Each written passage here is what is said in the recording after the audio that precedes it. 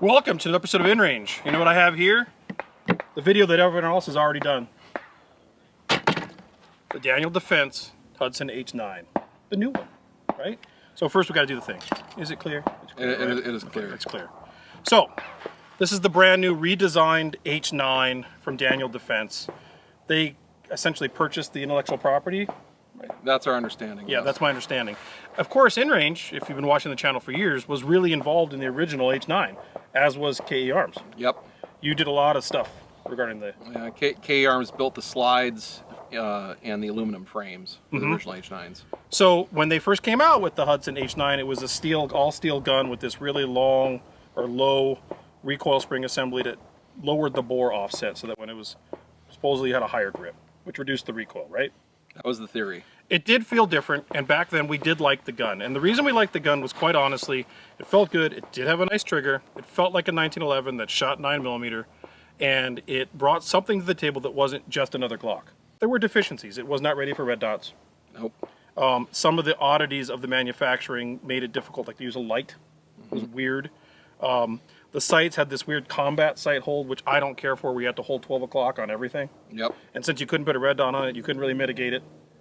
What other thoughts do you have about that? There were some issues with the extractor system because the extractor had a very long tooth that like reached down inside. Yes. That the rim had to clear past. Uh-huh. And basically, if you had a misfeed, that big extractor would not go around the rim, and you sometimes couldn't even like slap it in a battery like you could with like a normal sized extractor. Okay. You would have to clear it like a Type 3 malfunction, because if you tried to force it in the battery, the extractor would just dent the rim of the casing, and then it would get really messed up. That didn't happen to me, but I do have footage going way back when to Tiger Valley when we were trying to really push these things hard, and you had milled mine for a red dot, and I had extendos and all this stuff. But there's a number of times with the original H9, the steel one, where I had to hit it, go into battery on the clock.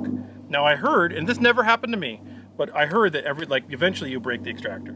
Now mine never broke. I'm not shooting it much anymore, but they have redesigned that entirely. It's very different looking. Yeah, that is not the same extractor design. It is not the same extractor. So what we're going to do, and this is not a full deep dive video, what we're going to go do is shoot this thing and come back to essentially first impressions of live fire. And then we're going to do another video in the future that kind of dissects it deeper, yeah? Yep. All right, let's go shoot.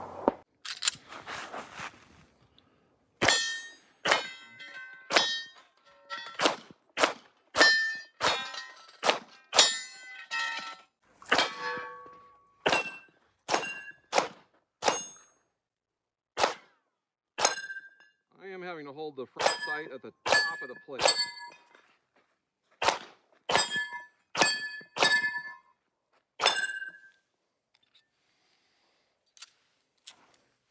I was having to do a 12 o'clock hold. Still? Yeah, to make hits with it. I noticed your hits on the plates were lower than center too. Well, I had a larger target. Yeah. All right. Well, let's load up and try the spinner.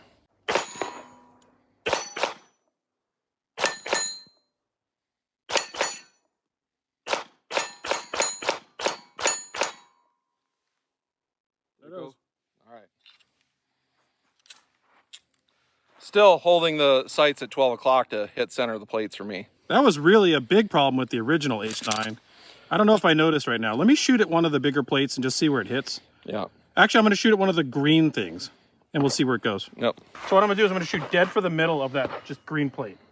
Ready? Yep. Low right. Let's try it again. Still low. Yep. This gun still has a 12 o'clock hold. What is up with that? Why do all 1911 style pistols have 12 o'clock hold? I like 6 o'clock hold. 6 o'clock is my favorite, or cut it in half. That was originally something that they did with the original H9, and now the Daniel Defense H9 is still the same thing? Maybe some people like it. Let me just cover the target and see what I get.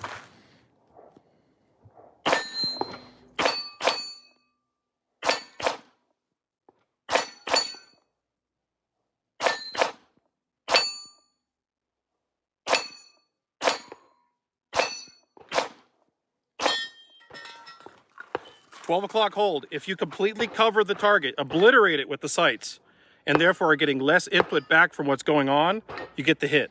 So for me, this hits low.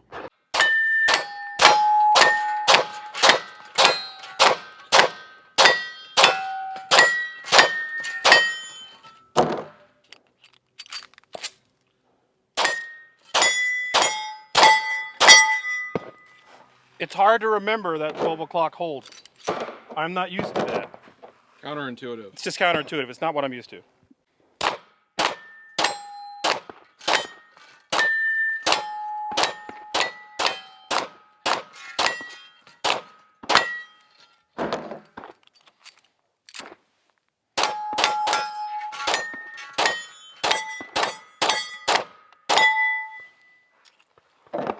I do not like the sights.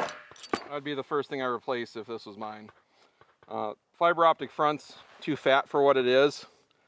And like I said, the weird 12 o'clock hold thing is very hard to get used to. I think they're meant to be, quote, combat sights. Yeah.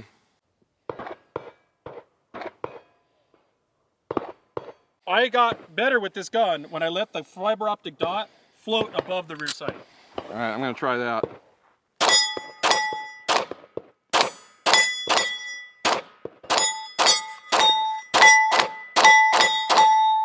I did that and it works better. It does. So using the sights wrong, with that completely over top of the rear sight, shot better for me. It just needs a taller rear sight. Yeah. Okay, so this thing comes with 15 round mags, so it's 15 plus 1. What was your, which is okay. I mean, it's average by modern standards, right? Yeah, 2 less than the original H9. That's interesting. This is also an aluminum gun now, so it's quite a bit lighter. Yep. That said, I've heard a lot of people on the internet talking about like key holding or other issues. We didn't experience any of that. No. It did seem to work just fine. What do you think of the trigger compared to the original? To me, the trigger feels the same or maybe a little bit better. This one might be a little bit more worn in. Some people were saying the trigger was worse. That's what I heard. And I can't really speak to that. This feels about the same to me. Feels the same to me too. How do you feel now that we did a bunch of shooting with it? Now this is all hot take, right? We've shot this, what, both of us shot like 6 mags? Like 50 to 60 rounds total. Yeah, so this is a hot take. First impressions, that's what this is. First impressions, let me just go through items. Your first impression on the trigger is it's indistinguishable. Correct. I agree. First impressions on the sights. The sights are not good. Like No. it needs better factory sights if you're going to use that as an iron sight gun. This had the same problem the original did, and the problem is it's subjective. Some people, I guess, like that 12 o'clock combat hold 1911 thing. I don't get it. Even on the spinner target, I was losing situational awareness of what was happening. Yeah, so what happens when you have to cover the target with the sights is you're aiming at something smaller, further away, is you lose track of what that target's doing. Yes. And I could foresee a problem with that in the real world where you're aiming at someone who's doing something bad and they decide to stop doing something bad. Someone or something. And the situation justifying your use of force stops. And you don't see it because your sights are covering You're it. literally obliterating everything that's in your situational awareness, right? Yep. And so I actually started using the front sight above the rear sight, and that worked better. That worked better for me too, at least at the distances we were shooting at, about 15 yards. I think this is simply easy to mitigate by just replacing the rear sight with a taller rear sight. That would fix it. The rear sight is too low or the front sight is too tall. And it's clear there's some kind of standard dovetail, so I don't know what brand of sights will work in it, but I'm sure there's aftermarket options at this point. If I were to do that, I would just replace the rear sight with something taller. I think this stays true to the original H9's design goals, but I never agreed with the design goals on the iron sights then, and I don't agree with the iron sight goals now. The fiber optic was fine. It shows up nice and green. Yeah, it's just bigger than I prefer. I prefer like a 110 to 125 width front sight, and including fiber optics, and that one's pretty thick. So I'd prefer a thinner front post that gave me a little more sight information. And of course, now the Daniel Defense one does come cut for a red dot out of the box, so you could just fix that by putting an optic on. Yep, and maybe that's what they're counting on people doing, is most people are just going to throw an optic on it in 2024 and go on with life. Now here's the real hot take I'm going to have. It's lighter than the original H9, quite a bit. I don't know, I don't have it with me, but it's lighter. And one of the design principles of the H9 was to lower the bore offset from your hand and therefore reduce felt recoil. And the original H9, I will say felt that way to me. Without a muzzle device, I felt like it recoiled less. But I never shot the aluminum variant, the H9A. All the shooting I did with the original H9 was all steel frame, original gun. The aluminum happened, they kind of went out of business, that was the end of it. I never messed with the aluminum. This is now my first time shooting the aluminum H9 iteration. Guess what? I think the recoil mitigation had nothing to do with bore offset, it had to do with weight. Yeah, I think it had to do with weight. I think the slide's lighter too, inherently, because the original slides had that long tooth on the front there, so you had essentially a muzzle weight. Yep. Either way. And this is snappier with more muzzle flip than the original H9.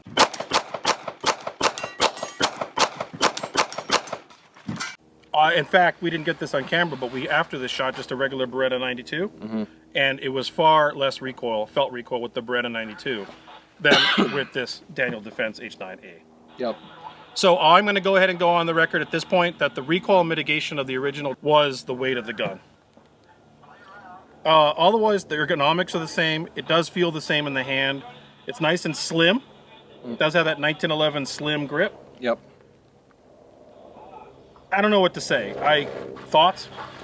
I have a hard time thinking of what purpose this gun serves over more common designs, particularly in the current year where 2011s are having a market resurgence. If you want a very good 1911 style trigger, going to a 2011 style platform, obviously fatter than that, but if you want a good trigger, you can go with like the genuine thing at more cost, but those guns actually perform better than that. So I don't know what the MSRP on this is right now. I don't remember. I think it's a little bit on the higher end. Yeah. But I think they kept the feel and the look of the H9. The trigger, while I've heard others say it differently, to me feels identical. I don't see a difference. They sadly kept the sights of the H9. They fixed some of the design features that were problematic, but in the process, it doesn't shoot in any way better than just another gun. So what does it bring to the table? From a shooting perspective, first impressions, I'm going to go on the table and say, I don't see it. Is that fair? Yeah, versus any other gun in that same size category, I just don't see the benefit to it. I actually prefer my old steel one, even though that one will eventually break. If I was shooting. Yeah. All right, well, sorry, it is what it is. It's interesting. It's interesting to see the gun not leave the market. I'm going to predict that it's going to leave the market, though. I think you're going to be right in that. Yeah, sorry. We saw promise in the original design, but shooting it today in its aluminum format, I'm like, if I had seen it like this then, I don't know that I would have been excited about it. No, I mean, metal framed guns in this size, and I think this is in the low $1,100 to $1,300 price point from what I've seen. But yeah. Assuming it's in that price range, there's a lot of other options that are more proven and don't have the weird idiosyncrasies. I guess I'm saying if I want a steel frame gun, a metal frame gun, why not just go with the whole thing? At that point, just go for the whole sausage and steel, weight, mitigation, the whole thing, right? You're probably not carrying it. It's probably a competition gun. I wouldn't carry that. But anyways, a somewhat lukewarm, mediocre. I'm going to give it a review of meh. Meh. Yeah, and honestly, I have a hard time being completely objective on this. No, that's fair. You were too close to the project. And to be honest, InRange was too, because it's interesting as a video content creator, especially on firearms, maybe everything. Sometimes new things come to the market and they're really cool. And when the Hudson came out, they had a cool idea. I think they were doing something unique. They were on a path. It needed evolution. But it didn't need to. It needed evolution to be where it needed to go. Of course, things went wrong, etc. So it's interesting from the InRange perspective, promoting something that we saw as a cool, new, interesting idea on the market. When it failed, people hold that against you as the content creator. But at the same time, cool, new, interesting things should be promoted. Otherwise, they never go anywhere. Right. So at the time, yeah, it seemed really cool, and the original H9 had promise. It just needed more iterations. And honestly, the reason it failed was all corporate decisions. It wasn't necessarily the gun. The gun could have been iteratively improved as more units were sold. But I think the failure of Hudson was largely corporate mismanagement. I have a hard time disagreeing with that. And now, but also at the same time, I don't know that aluminum was the right path anyway.